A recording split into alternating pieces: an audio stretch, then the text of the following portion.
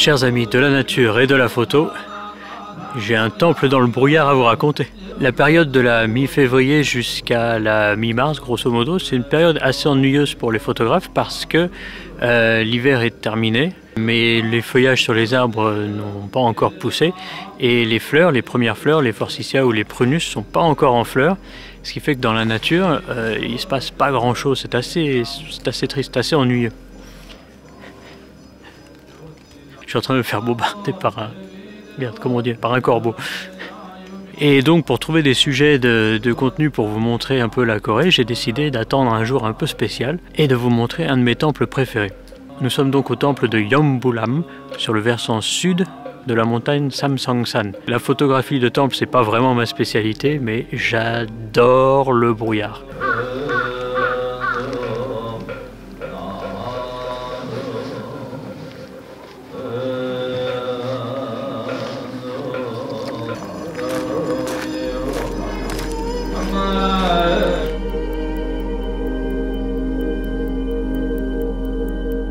Aujourd'hui, il y a l'air d'y avoir une cérémonie un peu spéciale. Alors, je ne suis pas bouddhiste, je ne connais pas tous les rites, tous les rituels, toutes les cérémonies. Mais en gros, je ne vais pas faire mon youtubeur qui crie à gauche à droite, je vais juste prendre mes photos silencieusement pour ne gêner personne.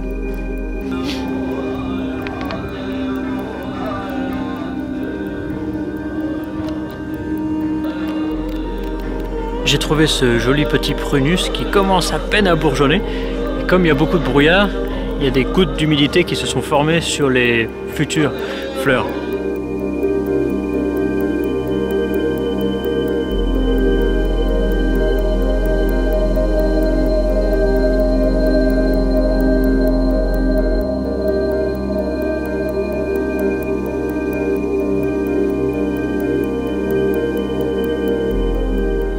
Aïe aïe, mais le brouillard commence un peu à se lever.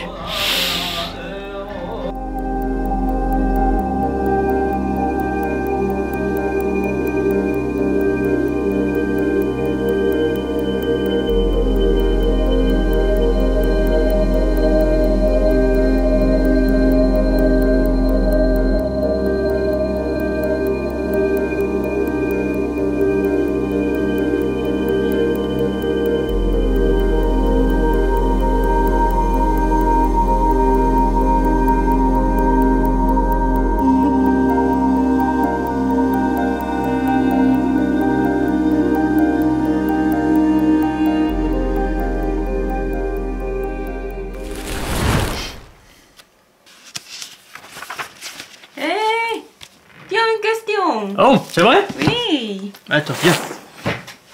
Viens voir, viens voir. Tu peux nous parler de ton matériel photo? Oh.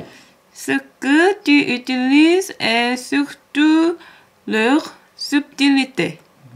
Je n'y connais rien. Ah, d'accord. Merci Sabine pour la question. Ah oui, merci. Donc voilà, en gros, mon kit, plus un objectif qui est en train de me filmer maintenant, dont je vous parlerai la semaine prochaine. Je suis Team Nikon depuis à peu près 10 ans et je ne le regrette pas parce que les fichiers RAW de Nikon sont ultra flexibles par rapport à d'autres marques que j'ai utilisées. Donc je reste Nikon malgré les quelques désavantages que ça peut procurer. Je me suis acheté un Nikon Z7 la semaine dernière d'occasion pour un très bon prix, je suis très content. Et je le monte avec, ça s'appelle L-bracket en anglais. En gros, je peux attacher mon pied ici ou ici, c'est-à-dire que je peux prendre mes photos à l'horizontale ou à la verticale sans perdre mon cadre. Donc ça, pour les photographes de paysage, allez-y, vous ne le regretterez pas. Ensuite, les objectifs que j'utilise la plupart du temps, ce sont ces deux-là. Mon 14-30 pour le super grand angle, ça fait des magnifiques paysages. Le seul point négatif de cet objectif que je vois vraiment, c'est que les étoiles, en prenant la photo du soleil, sont pas très jolies, mais à part ça, très beau. Et un objectif beaucoup plus commun, beaucoup moins qualitatif, mais tellement pratique, le 24-200, que j'utilise tout le temps parce que c'est 24 mm à 200 mm, je peux tout prendre avec ça. Alors oui, c'est pas l'objectif le plus net, le plus contrasté, blablabla de la gamme, mais ça me va très bien pour aller à la montagne. Quand j'ai un besoin spécifique, j'utilise le 24-70 f4 de Nikon. Celui-ci est très bon qualitatif en termes de netteté, etc. C'est un f4, moi en tant que paysage, ça me va très bien, et très léger. J'ai un vieux 85 mm que j'utilise pour prendre des photos avec ma femme une fois par mois. Celui-ci, je l'ai eu pour un prix ridicule, genre même pas 100 €.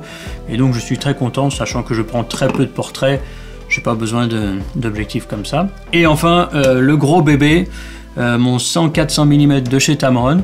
Je sais, Nikon fait aussi un 100-400 qui est mieux que celui-là, mais celui-ci, je sais pas combien il coûte en France, mais ici c'est à peu près dans les 3000 €.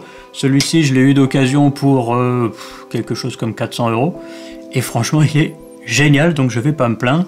J'ai juste ajouté un petit collier pour l'accrocher à mon pied, et donc tout roule comme ça. Dans tous les cas, le plus grand conseil que je peux vous donner, n'achetez pas de matériel, ça perd de sa valeur. Prenez des tickets d'avion, prenez votre voiture et allez voyager pour prendre des photos.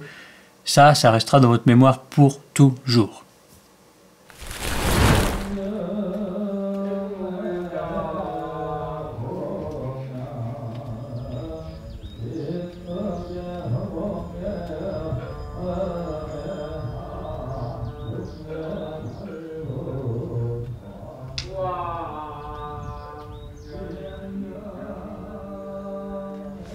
Tout à l'heure, il n'y avait qu'un seul moine qui chantait, bon, ça allait encore, mais là ils sont deux là, à chanter, à crier. Le calme des temples, ça vient d'en prendre un coup là.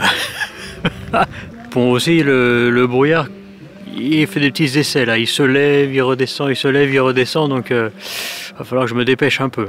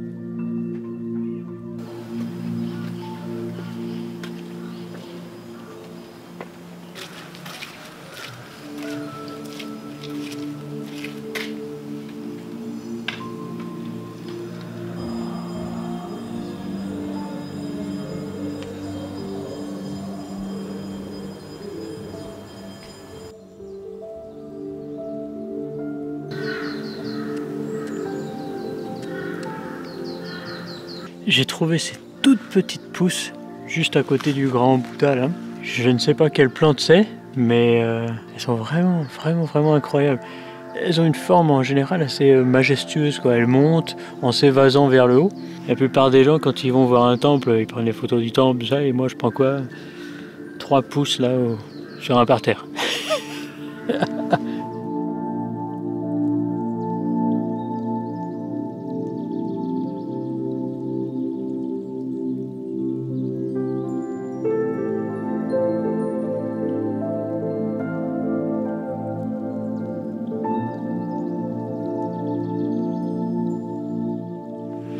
Je crois que la cérémonie est finie.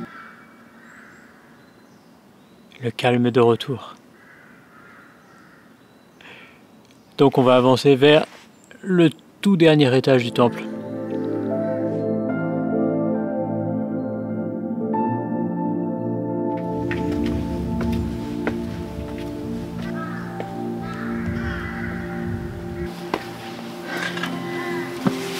Elles sont bien raides ces marches là.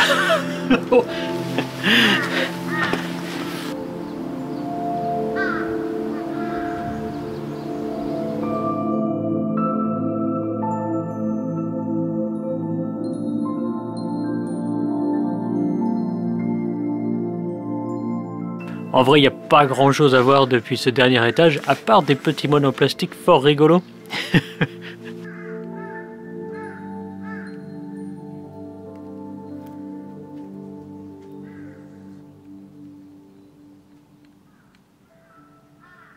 J'adore le brouillard, j'espère que j'ai réussi à vous transmettre cet amour que j'ai pour cette condition climatique exceptionnelle. J'espère que vous avez aimé cette petite balade méditative au cœur du brouillard dans ce temple de Yompulam. Si c'est le cas, je vous encourage encore une fois à liker cette vidéo, la partager, la commenter, vous abonner à ma chaîne. Je compte sur vous pour faire grossir cette chaîne, pour que j'ai encore beaucoup de photos à vous raconter.